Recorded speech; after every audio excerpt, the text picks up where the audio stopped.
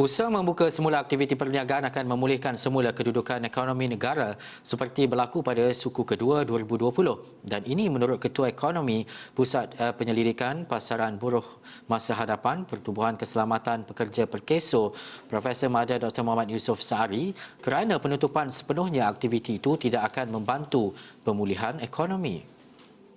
Tahun 2020 keadaannya berbeza kerana cekatan pergerakan yang dilaksanakan oleh kerajaan melalui PKP dan juga PKPB menyebabkan sektor-sektor ekonomi tidak boleh beroperasi ataupun tidak boleh bergerak pada potensi yang maksimum. Dan jika kita lihat pada recovery phase antara sukuan kedua dan ketiga dan keempat ni, kita sudah lihat sebenarnya ketika mana ekonomi dibuka pada sukuan kedua, ekonomi kita telah kembali pulih, ya, dah ada pergerakan ataupun pemulihan yang bentuk D di situ.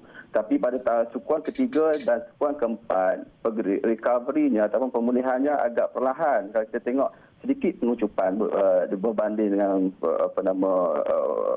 sukuan ketiga disebabkan oleh PKPB, yang mana tempoh PKPB itu dilaksanakan ke atas sektor-sektor ekonomi dan juga ekonomi yang menjadi tunjang belakang, tulang belakang pada ekonomi Malaysia, terutamanya melibatkan Selangor, Kuala Lumpur dan Putrajaya.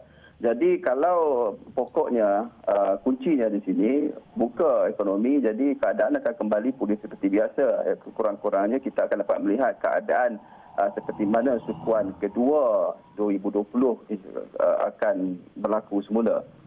Muhammad Yusof berkata kerajaan juga tidak berupaya untuk membuat pakej rangsangan secara besar-besaran kerana ia akan membebankan kewangan negara pada jangka masa panjang selain tidak produktif kepada ekonomi negara.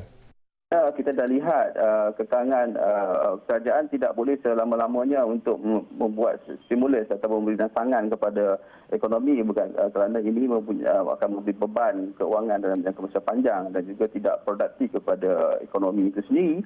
Jadi saya kira bergerak ke hadapan, livelihood adalah lebih utama dalam keadaan ini, ya, kerana kita tidak mahu kelaparan, kemiskinan dan kematian akibat ekonomi itu lebih membesar berbanding dengan kematian terutama disebabkan oleh pandemik COVID-19.